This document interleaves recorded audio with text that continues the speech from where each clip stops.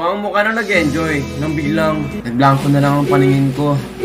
At umagang kay ganda mga par. Ito pala ang huling araw namin sa Palawan. At ngayon, nandito kami sa El Nido. At grabe, sa pagsisimula ng araw, napakaraming turist ang pupunta rito. Kahit na gabi, sobrang daming iba't ibang lahi. Parang ako, Shih Tzu, Charot, Chinitong Suso.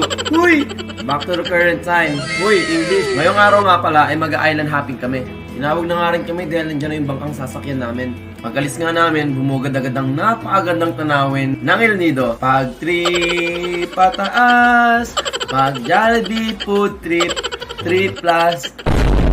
Una nga namin pinuntahan dito yung snorkeling place sa El Nido. Nakihiram nga ako ng snorkeling dyan. Dahil sa bida-bida tayo, eto ang nangyari.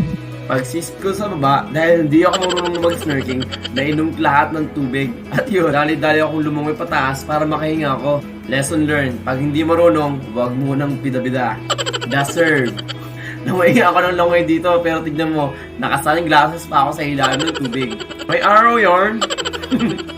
Grabe, sobrang ganda sa ilalim. Alam mo yung tipong kahit sobrang bigat ng dala-dala mo, pag nandun ka na, parang gumagaan lahat. Uy, ba yun? At syempre, papalagpasin ko ba yung ginagawa ng mga tourist guide dito sa Palawan? Yung magkakaroon ka ng instant drone na sila mismo yung kukuha. Halos mahilo na nga ako dyan sa kakaikot ni Kuya. Pero aminin nyo, ang ganda ng Palawan. Paano pa kaya kung nandito ka na, di ba? Pupuntangan namin sa second destination, wala akong ibang ginawa kundi maglakad. Maglakad na maglakad. At takbo. Hanggang dun. Hinuli kami ng guard. Bawal daw. Bawal dyan, bawal. Sumunod naman na pinuntahan namin dito ay yung Secret Lagoon. Dito papasok ka sa maliit na butas para masilayan yung ganda sa loob. Sa Elda, wala akong clip doon sa loob. Dito na lang po kayo tour sa labas. At pagkatapos na namin doon sa pangatlong pinuntahan namin, ay dumiretso na kami sa may kayak area. Takot na takot niya ako dyan kasi hindi ko alam kung paano gagawin. Aliwa mo na, Katom. Hindi balance yung paddling mo. Kaya nung nararamdaman ko nang nagagalit na siya, hinalikan ko na. Uy!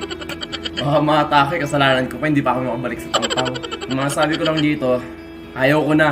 Ang sakit sa kamay. Grabe. Pero overall experience, 2 araw na paglalakad at paglalakpatsa namin sa Palawan, napakasulit. Priceless and one of a kind sa lahat ng pinuntahan ko. Nagkaroon ako ng bagong kaibigan, barkada, at the same time, bagong experience. At sana lagi kayong nandyan, sumusuporta. Maraming salamat nga pala sa 25k na views sa unang video natin. At maraming salamat po sa inyo. Sana tuloy-tuloy lang po kayo sa pagsuporta sa akin. At nakikita ko po kayo lahat. Nababasa ko yung mga comment nyo. Hanggang sa mga susunod pa nating mga video. Maraming salamat! Paalam!